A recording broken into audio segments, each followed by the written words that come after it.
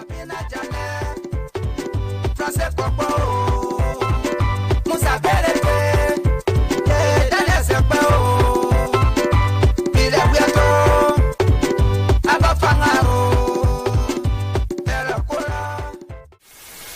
Liberia's geopolitics. Nimba is one of the 15 counties of Liberia, and is the situation, the population, everything make it very vital in our Liberia geopolitics. With me to discuss the Nimba factor, I have Dr. nya Kwiawon Taryor. Dr. Taryor, welcome to Focus on Liberia. Thank you. Dr. Taryor is Professor Emeritus. He's retired, professor, a preacher. Right now he's a publisher and also an author. He helps most Liberians author publish their books. We are going to discuss with Dr. Taryor tonight on the Nimba factor in Liberia geopolitics. Dr. Taryor, welcome to Focus on Liberia, and we want to welcome our guests across the globe. Dr. Taryor. I'm happy to be here today, and I appreciate your program because it's educational. Not only that it is educational, but it provides opportunity for our people to be able to dialogue and be able to participate in the discussions that are uplifting for not only our county, but for the entire country of Liberia. So I want to say thank you very much for initiating this very important program. First, tell us, Nimba County. Just give us a brief background. First of all, a brief background or history of Nimba County to start with. Well, Nimba County, we talk about geography, the history. Well, Nimba County is located between the Ivory Coast and Guinea in the north, and on the west of Nimba, you have Bon County, Grand Bassa, and Riverses, and on the south, you have Grand Jide, and at the very south, at the vertex, you have Sano. During President William V. S. Tubman's time, and before that time, the region we call Nimba today was not called Nimba. It was called Central Province. We are talking about before and during 1944, when Tubman was elected president of Liberia. During that time, there were 3 provinces and 5 counties. There was Eastern Province, Western Province, Central Province, and 5 counties. Those counties were Montserrado County, Grand Cape Mount County, Bassa County, Sano County, and Maryland County. And we became a county in 1964 during William V. S. Tubman's time. And Gabriel Fangalo was our first superintendent. We named our county Nimba Tong. Nimba in our language, in the Man language, means a mountain that is so slippery that beautiful young ladies climbing this mountain usually slip down and fall. Nimba Tong. Tong is mountain in our language, in the Man language.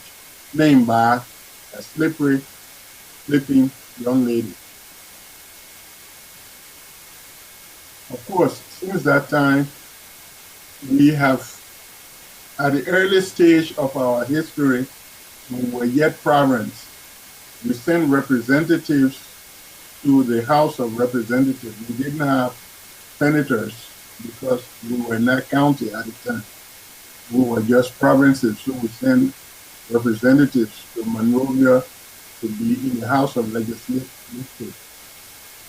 However, the representatives were not called representatives. They were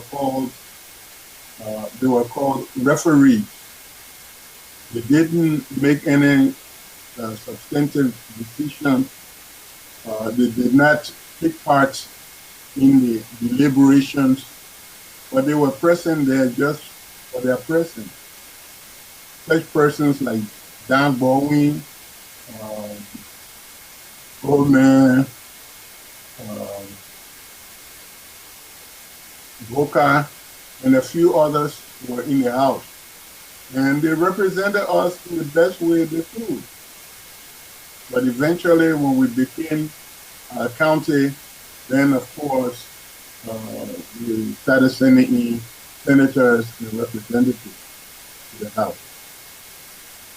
And Dr. Taryor, thank you. And we're going to dive more into the history of Nimba County. But just to give our viewers a background, we find that Nimba is very strategic when it comes to the politics of Liberia. Almost every presidential candidate will want a vice president from Nimba County. And also, because of the population, so it's very vital. So we decided to really discuss the Nimba factor in Liberian politics, not just Liberian politics, but the geopolitics of the country. So we have Dr. Taryor, who is the president emeritus of the Banka School of Theology. He has taught on both the university, college, and seminary level in Liberia and also the United States. He was a professor at Cotton University College and also taught ethics at both biblical and social ethics right here in the United States. Dr. Taryor is going to help us dissect the whole role of Nimba into Liberian politics. So, Dr. Taryor, let me go back to you and tell me, who is a Nimbayan? Okay, because we want to first go into who is a Nimbayan. When we say someone is from Nimba County, who is that person? Who are we referring to? Well, we do not have a dictionary definition as to who is a Nimbayan or who is a Liberian or who is someone from Bon County. Well, as far as I know, a Nimbayan is anyone that is born, first of all, in the county, who lives in the county, who has decided to call Nimba his or her home. Some people may come from the peripheral, from different counties, and come to Nimba and say, I will settle here and make this my home. I think we ought to be receptive and receive them as Nimbayans. However, we also consider the children of Nimba citizens as Nimbayans. They can be born in Liberia or born in other countries, yet they are children of Nimbayans, who will consider them as Nimbayans. If one is willing to abide by the laws of the county and the laws of the country, well, you can be considered a Nimbayan. However, in a traditional society from which we come, citizenship was not a paper documentation, whereby if you want to be an American citizen, you naturalize and sign some papers, you agree to do certain things, and become a citizen of the country. But in a traditional setting, when you were born in an ethnic group, you belong to that group, and you never went to another group and say, I'm this person. For example, a fellow person is a fellow person. You never become a man person. Now, people have a saying in our language that a log that is found in the water or that had fallen into the water, no matter how long that log is in the river, it will never become a catfish or a goldfish. A log will always be a log. So it was this kind of tradition that we had where a person born in Nimba was a Nimbayan. If you were born somewhere else, you were never considered a Nimbayan. But nowadays, given our new generation and the new era in which we live, where migration inside the world has become so small, coming to Nimba and saying, I want to stay here and make this my home, You can buy a plot of land to raise your children, and you can live in Nimba as a Nimba citizen so long you obey the rules of the country. Has more or less has nothing to do with ethnicity. Am I correct? Necessarily so. Not necessarily so. In Nimba County, we have certain ethnic groups. We have the Man people, we have the Dan people, we have the Mandingo people, we have the B people, and we have the Fele people. Of course, there are other ethnic groups in our midst, but their population will not be as significant as those we have listed above. However, anybody who, a agreeable person, can come to Nimba and live there for as many years as the person wants to and claim Nimba as a home.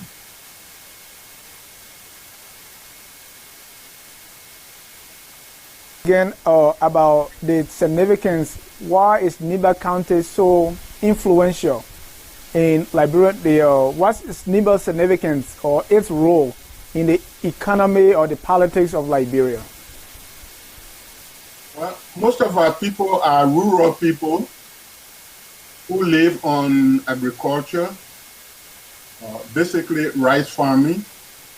And what we produce in terms of rice produce is not sufficient to feed the entire nation of Liberia because our farming is basically subsistence farming. We plant rice also with some other cash crops such as coffee, rubber, sugar cane, and other vegetables. Some of our people engage in animal husbandry.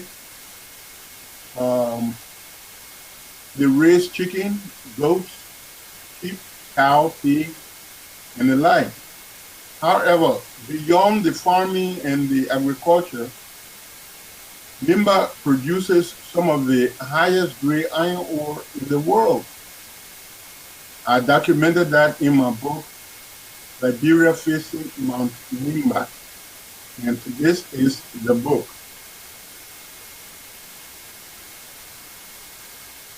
Liberia Facing Mount Nimba. That is the history of the United Nimba Citizens Council that I published in 1991. In that book, I documented the role of LAMCO. I documented the role of LAMCO in our economy and what produces. And for many years, the iron ore extracted from Nimba by the LAMCO, which is Liberian American Swedish Mining Company, provided Liberia yearly with over 15.6% of its gross domestic product, with GDP. And that was considerable earning for the national revenue. LAMCO had at the time reserve of over 400 to 500 million long tons of fine grained Lake Superior type hamite, luminite iron ore, which contains 66% P, which is iron, with low phosphorus and silica content. So in LAMCO, they were producing the highest grade iron ore. That project started in 1963 and it ended in 1989.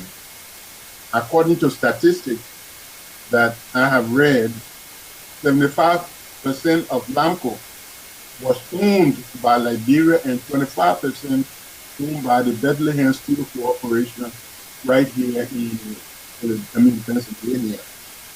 For the total investment in the LAMCO joint venture went up by 1976. It was about $360 million. Now, given that, it meant that Nimba was a significant player in the political process, and therefore Nimba supposed to have been given an opportunity at least to have their roads paved with part of the money and to be able to invest in schools. But irrespective of all of that, Nimba did not receive what was really due because there was no specific negotiation between the people of Nimba and the government in terms of the quota that we were supposed to receive. Whatever arrangement was made, it didn't probably extend to that. This is why most part of Nimba are left undeveloped. But Nimba had a significant role to play in the geopolitics of Liberia. We have in Nimba the second largest county in terms of population. And therefore, this means then that with our population, anybody who wants to be a president will see Nimba as an area to reckon with. And if Nimba was not part of someone's program, the chances are that person may not achieve his or her political goals in terms of election. That person may not win as many votes as the one who takes Nimba as a community that will provide the support for him or for her. So most people tend to gravitate towards Nimba. Even though they want to be president, they want to choose a vice president from Nimba so that in some way they can have some identification with Nimba. Taryor, has it always been that way? Let's go back into history and see whether Nimba has always been influential when it comes to the geopolitics of Liberia. Had been of great influence, but there were times when we were not even citizens of Liberia. Meaning, I'm not talking about only Nimba, but the indigenous people in Liberia were not citizens of the country. We were not considered citizens. It was not until after 1944, when William V.S. Tubman became president, that he brought the rest of the indigenous people into the nation-building process. And he developed his Emancipation Proclamation, his Open Proclamation, and those policies helped our people to be integrated into the political process of Liberia. So during those days, we did not have much voice. But then eventually, as our population grew, as our area became a county, and we started seeing senators and representatives, then of course, the political activities started taking place in our county. And most people started looking at Nimba as a county to reckon with. I was not alone in that. There were other counties that were not or part of Liberia at that point. So just let's go specifically into Nimba County and see why was that the case? Why were Nimba citizens not citizens of Liberia at that point? And when did that happen? What changed? It was not only the Nimba people, it was basically the indigenous people of Liberia. Remember now our history. We have the American-Liberian and the indigenous people. For many years, the two people were in complete confrontation, and there were wars fought for the pioneers to acquire land and settle. And when they settled in Liberia, the indigenous people were not considered citizens. And this is documented. This is all in our history. Maybe you have not seen it, but I'm not talking about Nimba alone. I'm talking about the indigenous people of Liberia. Call them country people, call them whatever name you want to refer to them. But I'm talking about the indigenous people that some people refer to as aborigines. But that line, that sharp line of demarcation, as the populations in the rural areas have grown, we have become part of the process. We are getting away from that divide, that American-Liberian country people divide. And I hope that this, the diaspora situation where there was a war and we spread all over the world, we will come back to Liberia and see each other, we see one another as Liberians instead of drawing this mark of demarcation between ethnicities. That is one of the things that is troubling to our people. Who help also to make Nimba to wield such influence in Liberian politics? All right. Dr. Taryor, we also see that besides the population, Nimba also had a lot of, the human resource there is also huge. And we have natural resources. Do these things also help to give Nimba this much influence that it wields in Liberian politics? Yes, definitely it does. I mean, we remember now in Liberia, if you look at Liberia, you know that our people, especially those from Nimba County, the population growth is expanding. And as it expands, our people begin to get into different careers, different professions. And if you look at how each county is, each county has special uniqueness of itself. Each ethnicity has its own, call it specifications, its own agenda, its own programs, its own cultural and ethical standards. And very early in our history, when the indigenous people started going to school, schools opening, first of all, by the missionaries. They started the schools in the rural areas. Much of Liberia was the seacoast settlers. So those were the people who were either those who came from abroad or those who were here there, but they were living in a particular area. Those persons from the interior who have either been educated by the Peace Corps or by the missionaries, and more of them started coming from the rural area, getting to Monrovia for education or Covington and other places. The number increased, and there were selections of occupations.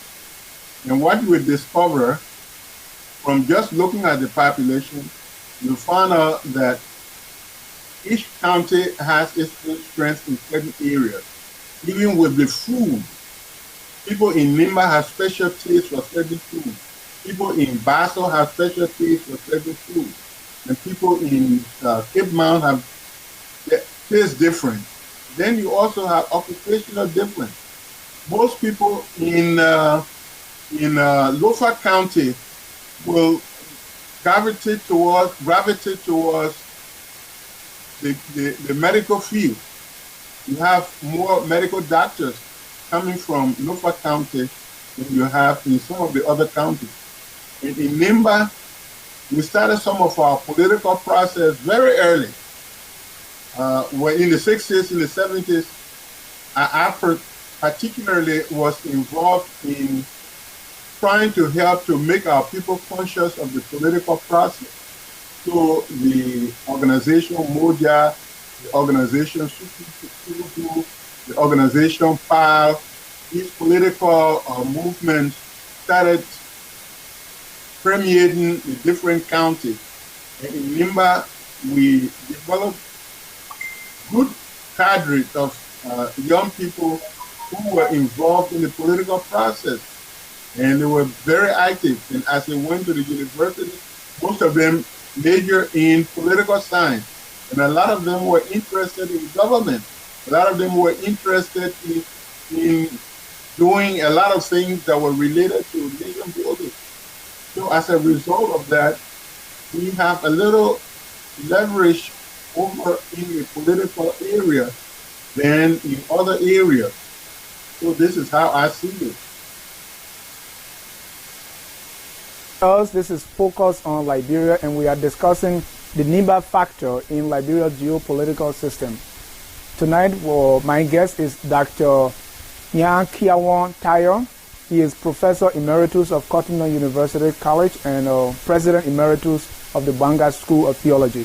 He's a historian. He has written several books, including Liberia Facing Mount Nimba. When we come back, we're going to talk about Prince Johnson, the one who is known in Liberia as the political kingmaker who hails from Nimba County. And we have seen that Nimba has been overwhelmingly voting for Prince Johnson, although Prince Johnson is not, maybe a contender when it comes to being president. But yet, Nimba continues to vote for Prince Johnson. We want to know why and what they're thinking of Nimba people when they vote for Prince Johnson, knowing that he's not going to be president in that particular election. So, join the discussion by posting your questions or comments on Facebook Live, on TV International, or by calling 404-300-3925. At this time, we're going to take a short commercial break and be right back. Stay tuned.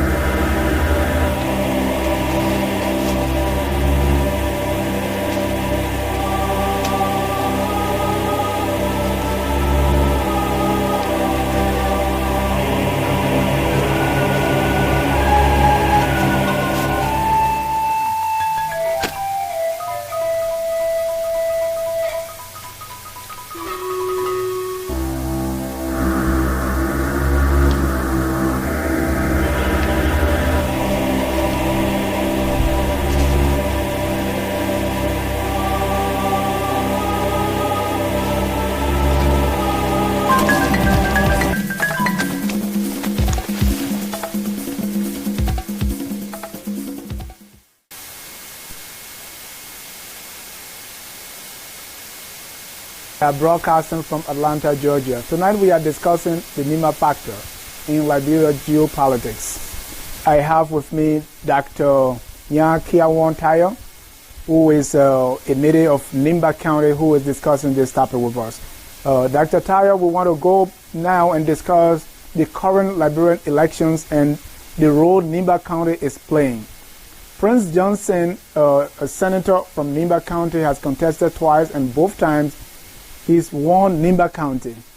I believe most Liberians know that Prince Johnson is not going to become president in those two elections, yet they overwhelmingly voted for him. Why is that? Well, in every society, in every community, people look for their hero. People look for their redeemer.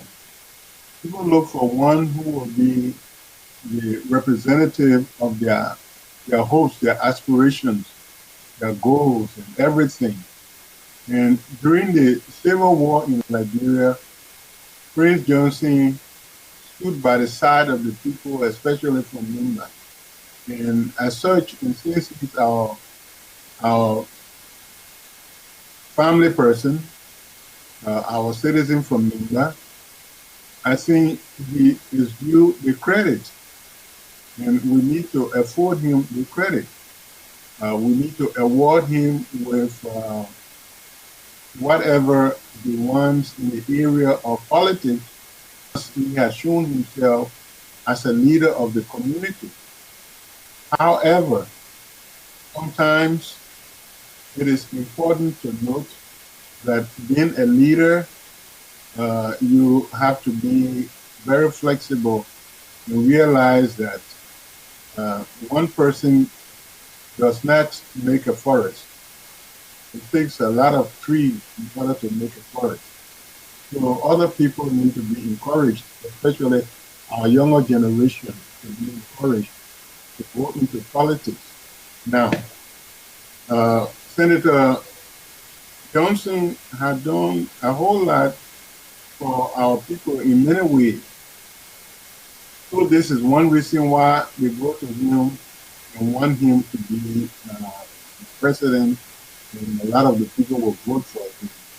But if I were, for example, campaigning for Senator Johnson, and what I would do, Senator Johnson or anybody else, I have never voted in Liberia for a president, so I can't say I will vote for him or I will not vote for him.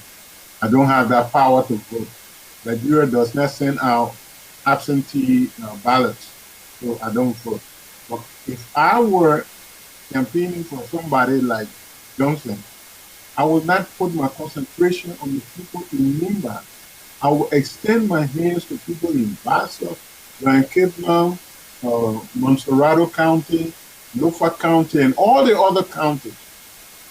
In that way, your constituents will be more than just Nimba County.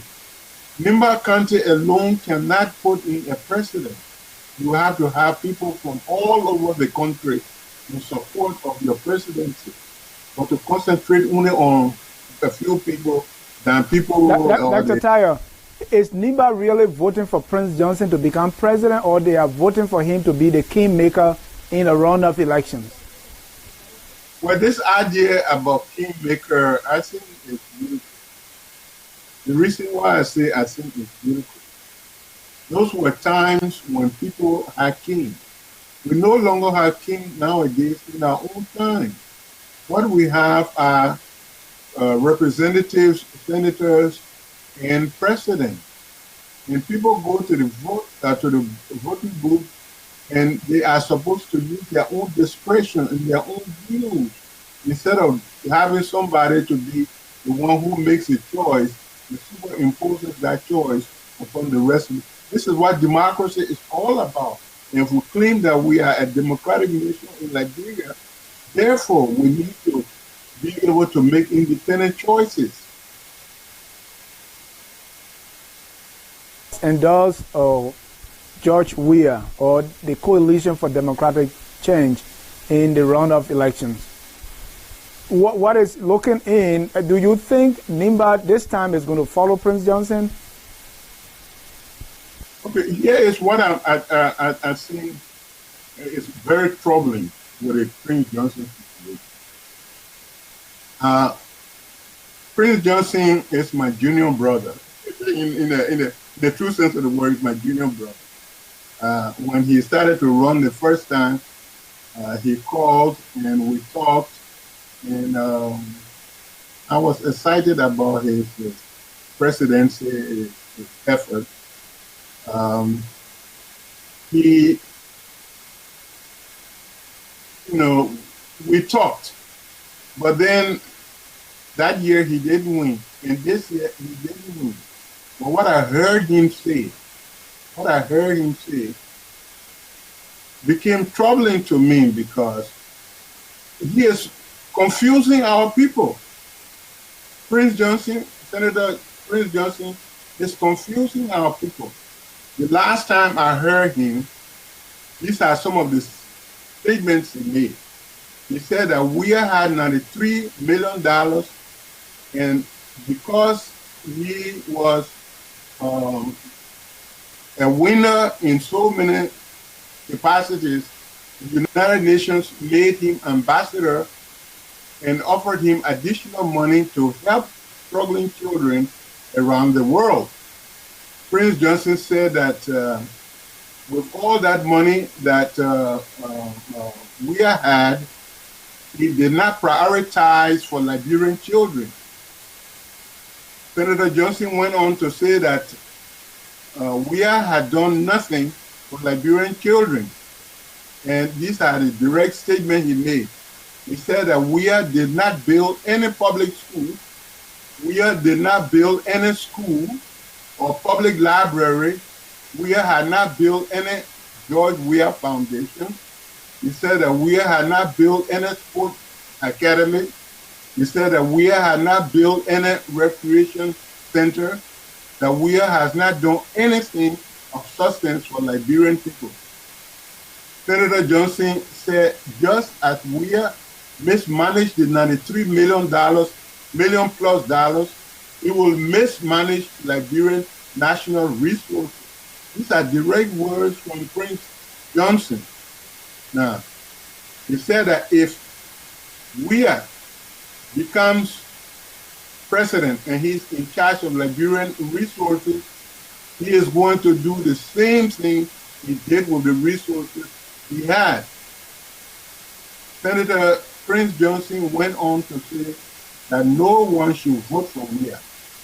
When Liberian people elect Weah to be president of Liberia, there will be a national civil response. This is what he said. There will be a national civil response. And when a journalist asked him, what is that response? He said that response meant that there will be peaceful demonstrations and there will be stay-home demonstrations. That's what I heard. But then most recently, I heard that he is going to support Weah. This is confusing to our people. He listed all these things that this man had not done. Where in the world is he changing his ideas and his views and his support? He hadn't told us why he's reverting to support Weah. He had already told the people to not to Dr. support. Taryor, so my question now is, why does Nimba County still listen to him if he's confusing them? Problem, my brother. The problem is our people have not really come of age to understand the essence of democracy.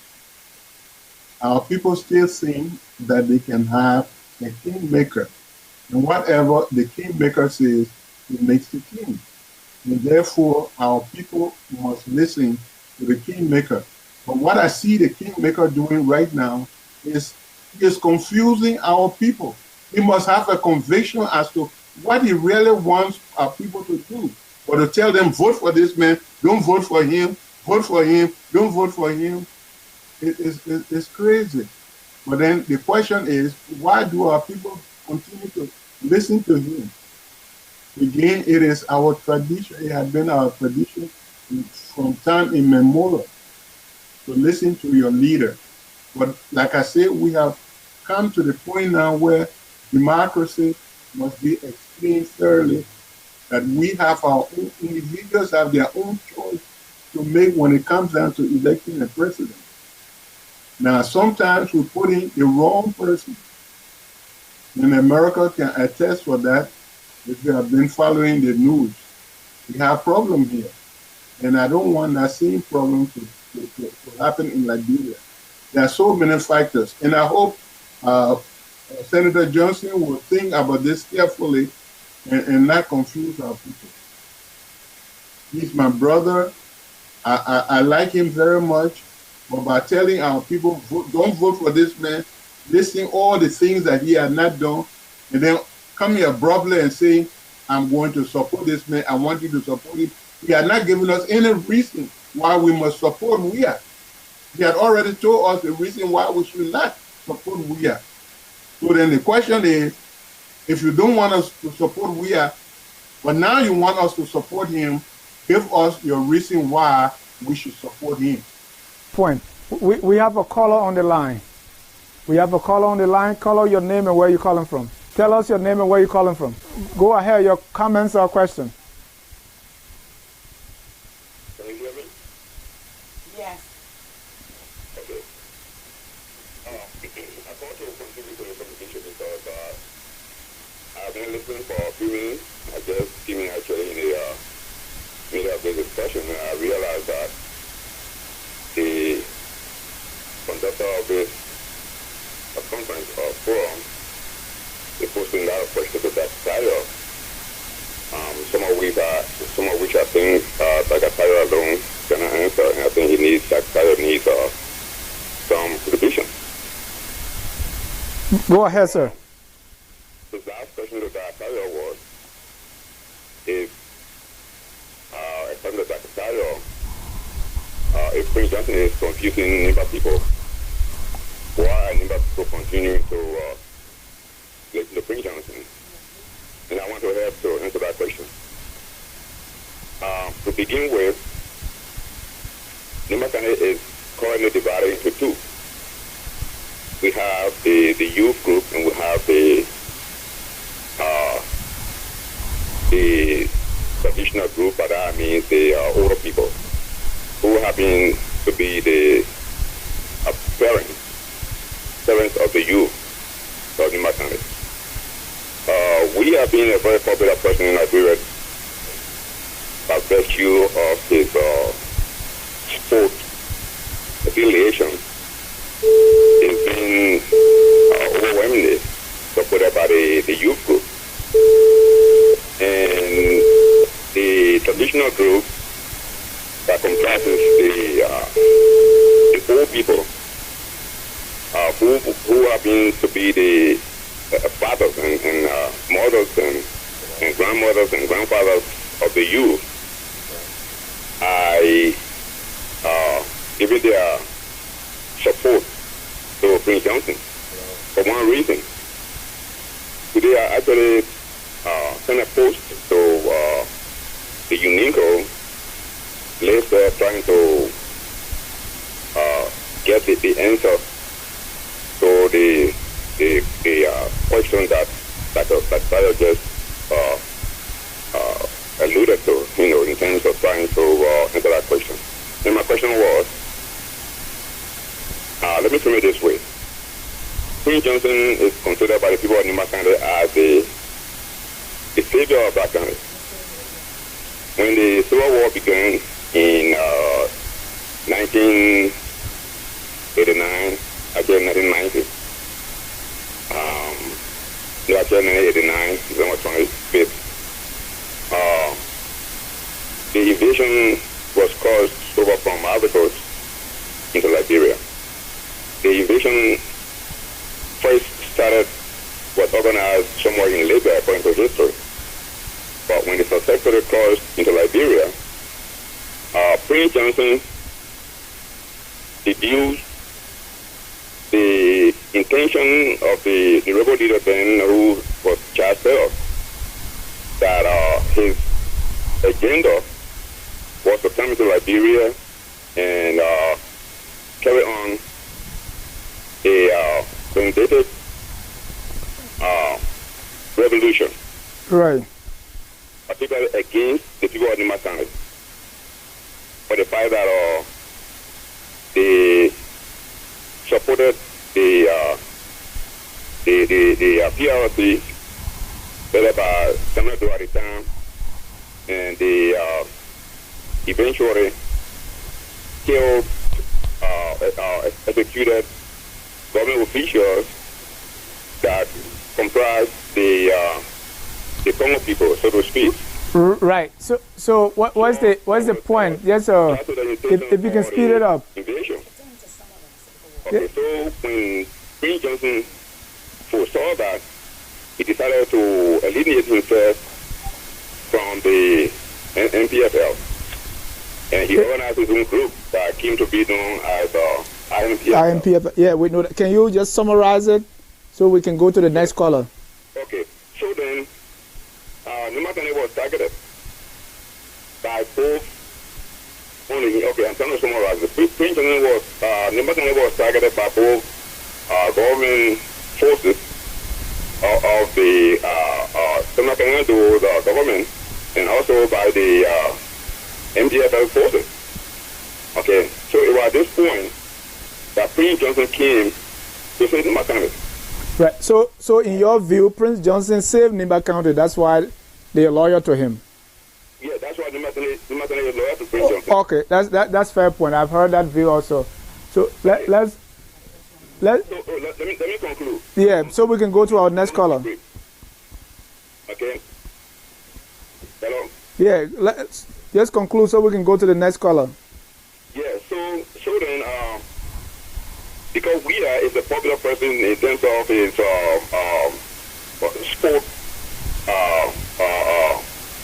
because of his sport affiliation or his sport professionalism, Nimba County is now divided, and like I said, the youth group is supporting the Wheeler for president. And the older people are still convinced that Prince Johnson is the savior of Nimba County, and so they are still. The point I want to make is that Prince Johnson is very much rational and logical in his decision. All right. So we don't know why. 1 minute. We don't know why he made a turnaround to support Wheeler based on what the Taryor said. Right. There must be reason. So Prince Johnson needs to be contacted to give that reason why he made a turnaround to right. Wheeler. No, I heard his reason. His reason was broadcasted. But let's go to the next caller. Thank you so much for your contribution. All right. Next caller, Dr. Taryor, right now, Dr. Taryor, Prince Johnson, according to the caller, being supported because he's the savior of Nimba County. Most of the youth are for Wheeler, and he says the other people are for Prince Johnson because they still hold him as the savior of Nimba County.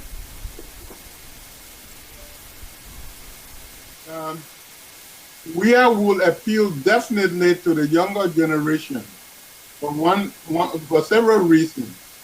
Number one, he's athletic, and with his talent in playing soccer, he definitely appeals to younger generation of people who themselves are still committed and involved in playing soccer. And secondly, maybe some of them do not even understand what happened with the war situation and the role that Prince Johnson played during those days. These are young generations who most of them were born in the 90s and 2000s, do not even remember what happened during the war. So they don't see Prince Johnson as a model. They don't see him as a person who is going to promote their aspirations. You see, we are more as someone who had been successful in playing football and doing that. But sometimes I ask some of those young people, give me 5 reasons why you think we should elect Wheeler, and that Wheeler is more qualified than any other person. And some of the reasons they give me are very ludicrous.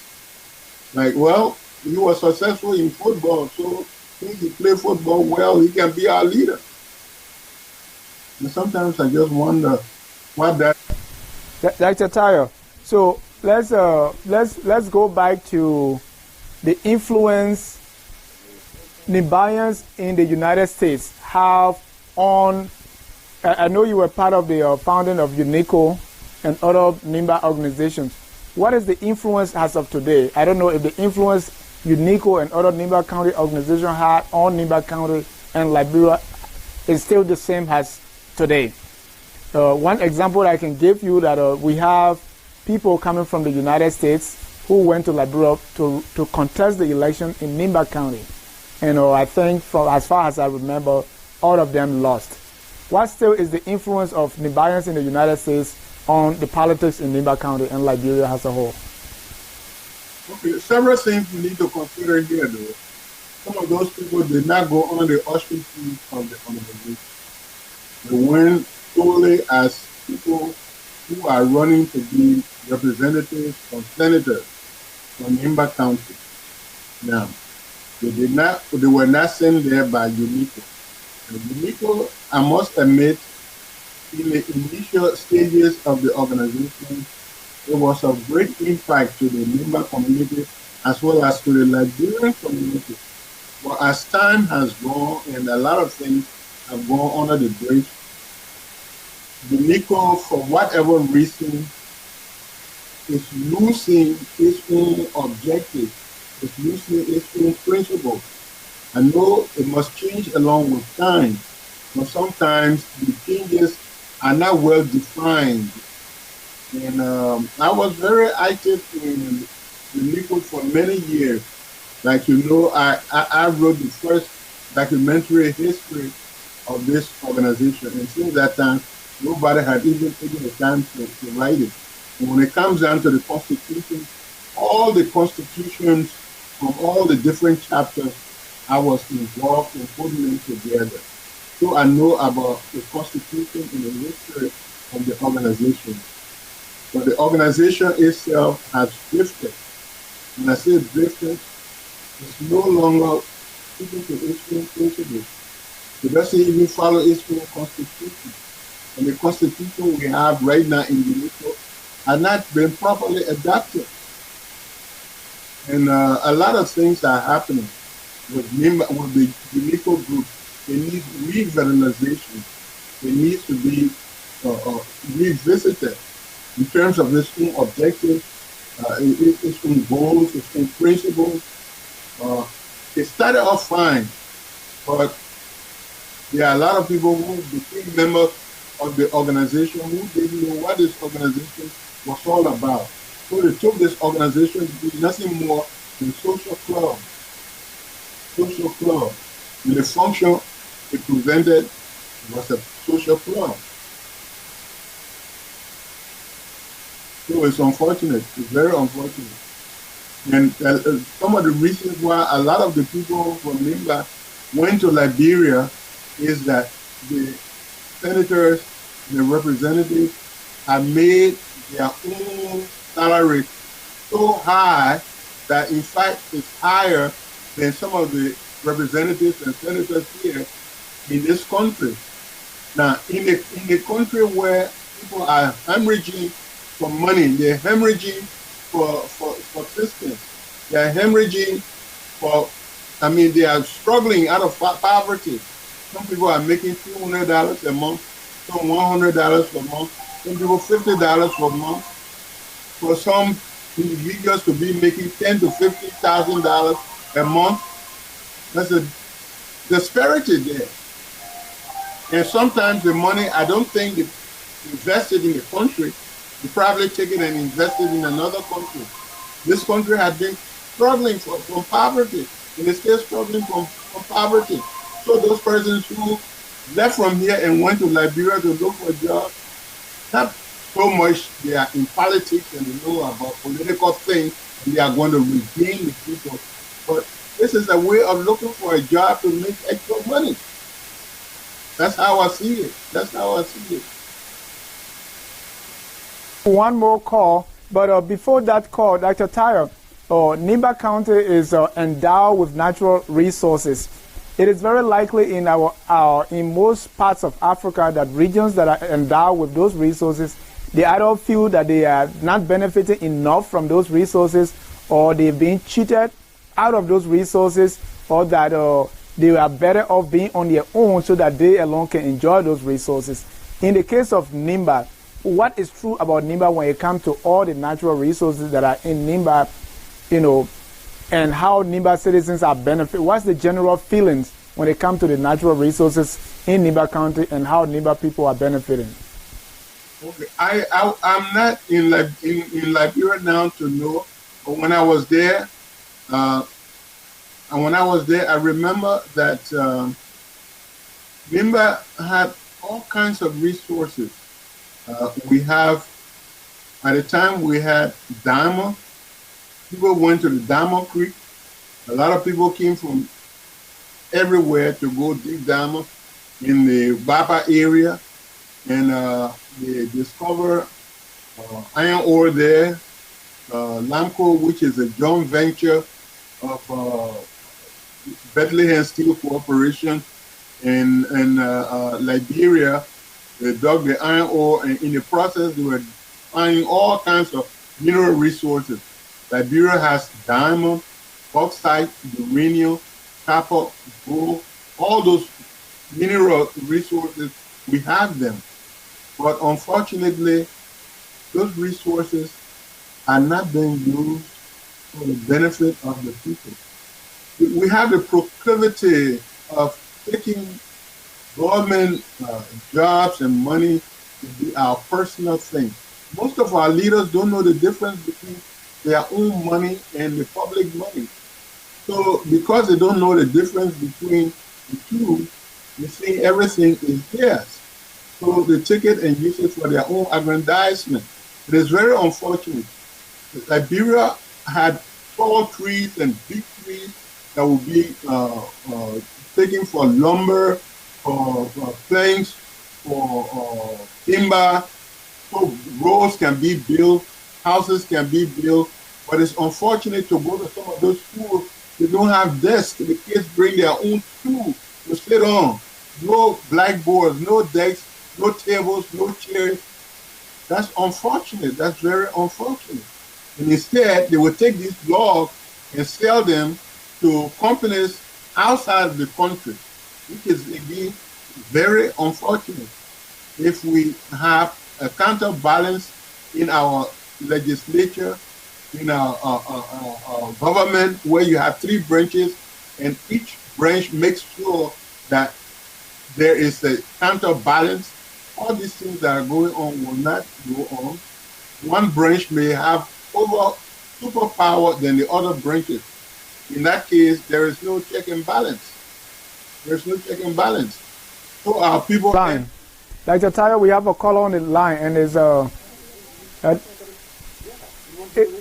name that you can recognize. We have a caller on the line, Dr. Taryor. Caller, please, your name and where you're calling from.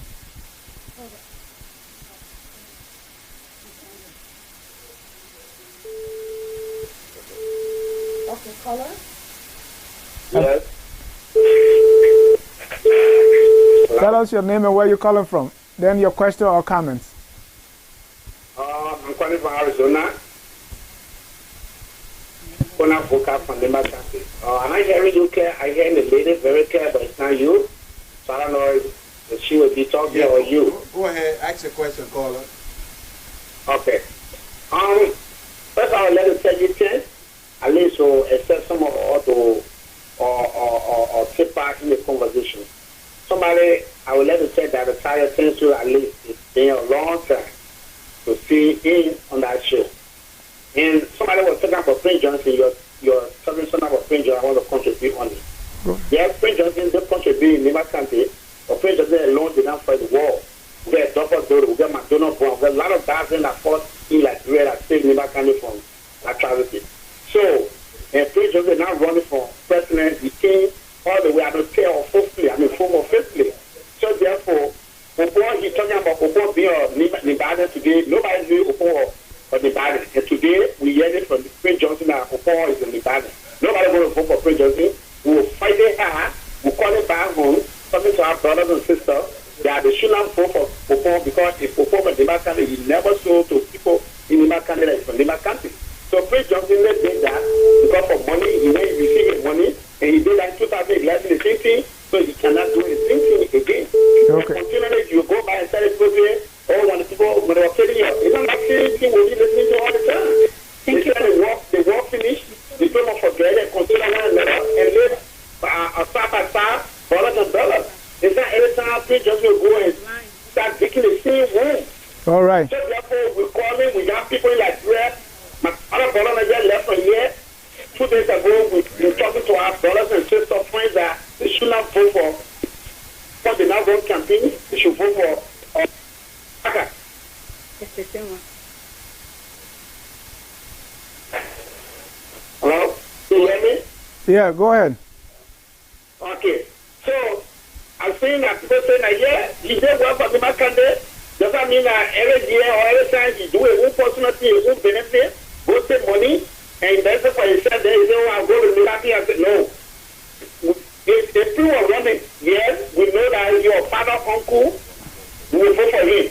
All right. If say that necessary, we will vote for him. But he not running. He take money and one campaign because he take money to go put it in we account.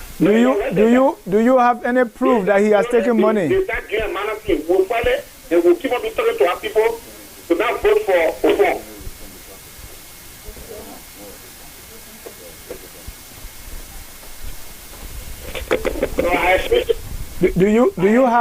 Do you have any proof that Prince Johnson has taken money? The proof we have on the internet. Nobody will run campaign when the second round and then like 2011 and then run election. After second round, the people who go around to pledge their support, they don't pledge their support for nothing. I take part in the election 2011. No, but this. So, excuse me, caller. So, you are making an assumption. You don't have proof. Okay, I don't have proof. But okay. They were on internet. They see internet. We want follow you people to talk to you. Okay. Internet, they just print just $1.5 million by $1. Okay, understood. All right. Thank you so much for your contribution. We'll go to the next caller. Thank you. And Dr. Taryor, I have comments here on Facebook. It said, Dr. Taryor, I would like you to speak to the relationship of Nimba or some Nimba scholars and Moja or LPP. It appears that Moja or LPP no longer has the strong bond. Please speak to such observation. Has PYJ wrestled Nimba from the LPP or Moja? Dr. Taryor, that's a comment or question from our Facebook. And that's Dave Ja. Let me address that issue. I think the caller or the person who wrote there has a legitimate claim that they want to see more from Moja, they want to see more from PPP, they want to see more from those early pioneers who were leading in the progressive movements around the country. And they feel that those persons should continue to do what they did before. Well, the unfortunate thing about it is our struggle is a generational struggle. Please remember this. I want the caller to again remember this. Our struggle is a generational struggle. Some of us who struggled in the 70s and 60s, some of us are in our 70s and 80s now. So you can't expect us to be on the street all the time. It is your time. If you are in the 30s, 40s, in the 20s, whatever, it is your time. This is your generation for you to do what you have to do for your country. Don't rely on people who are just about to die. They've been working on this thing for years and years. They are 80s and 90s. You expect them to go out in the streets. That's not fair. This is a generational struggle. So I will urge you to set up your own agenda. The way things were before, they are no longer what they are. You are in your new generation, and you should have your own methods and strategy and methodology of doing bringing some changes. Now, so as far as where is Moja or where is Pa, where are these people? Why are they not doing this and that? I don't expect them to be doing anything much because they are of old age now. Some of them cannot take the same lead. This is why you must take the lead. This is why you must bring your own agenda comparable to your own situation nowadays. Every generation has its own challenge. Your challenge is different, and our challenge during those days were different. Yeah, right. You moderator asked that question. The question was that how come the environment that contested for the legislative election failed? I don't know whether that question will answer correctly. And that's what I want to make a contribution to. Please go ahead briefly. We are running out of time.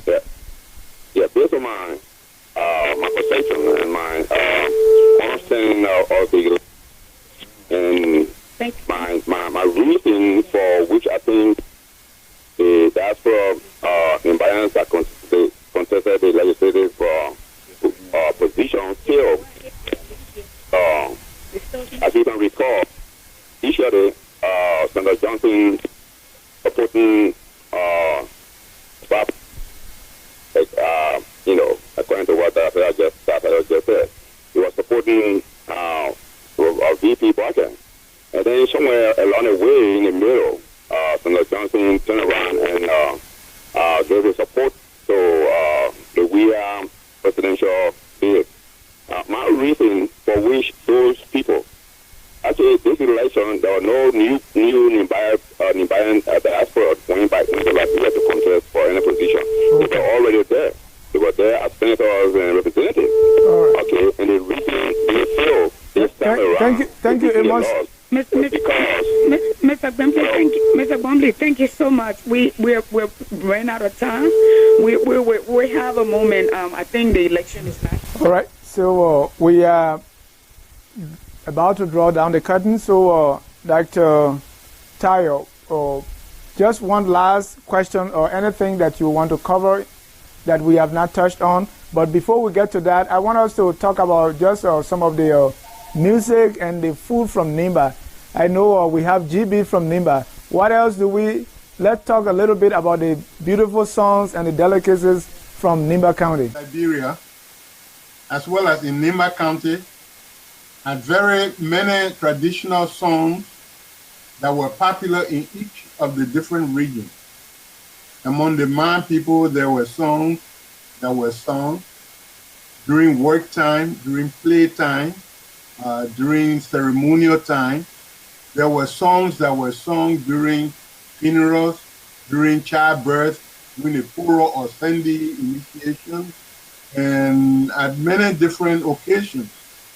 I do not remember any particular song that predominated over other songs popular in Nimba County for the whole of Nimba County, but for each ethnic group, like the Man group, the Dan group, the Pele group, they all have their own individual songs.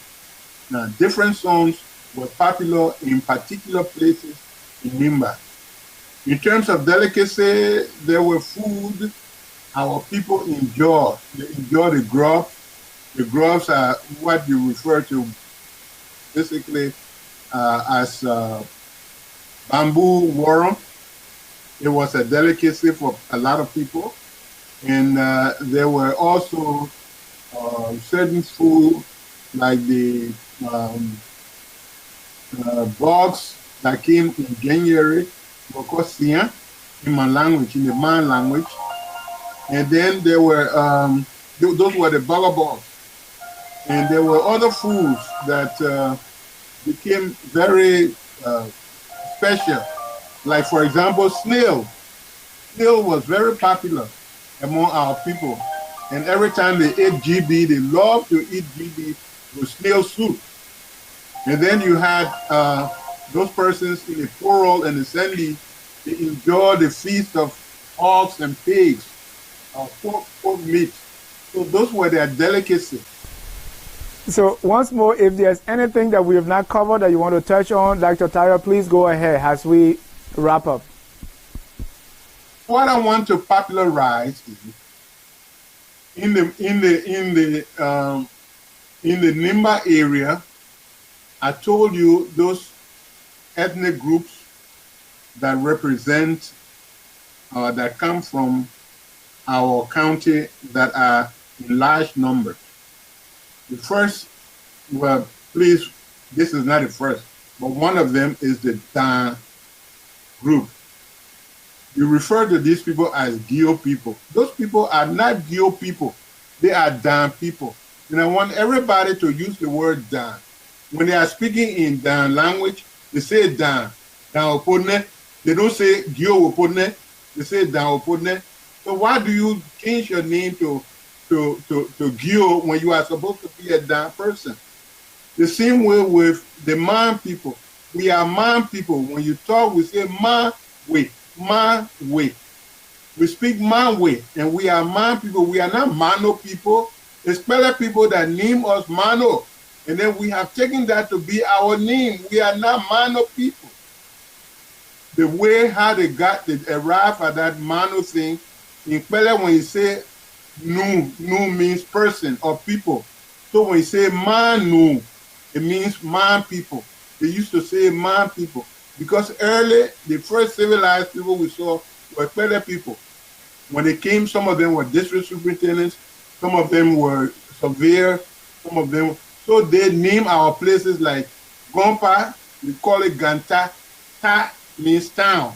So they say Ganta, Tapeta, Tapeta, Totota. So they put those names on us, but the people in Tapeta did not call themselves Tapeta, they said Tapeple. They had their name and they should be called their name. Ganta was called Gompa. We should call it Gompa. Man people should be called man people. And Pele people is not Pese or Pele. It's not Pele, it's Pele. Pele moon. Pele people. So in some way we need to, these are called misnomer. We misname our people, we misname our language, we misname our cities and towns. We need to get back to the original, how our people call themselves and what they call themselves. There is a power in naming. When you use the wrong name, sometimes it's not good. Use the right name. So let's go back to history and call ourselves what we ought to be called. Thank you so much for being our guest. We are delighted and we thank you over and over for being here. Again, we've been discussing the Nimba factor in Liberia geopolitics, and this is focused on Liberia. We want to thank all our viewers across the globe, and we want to thank our studio manager right here in Georgia and all the folks that help make Focus on Liberia what it ought to be. Again, my name is Dennis Jar, and from Atlanta, Georgia, we say good night and God bless.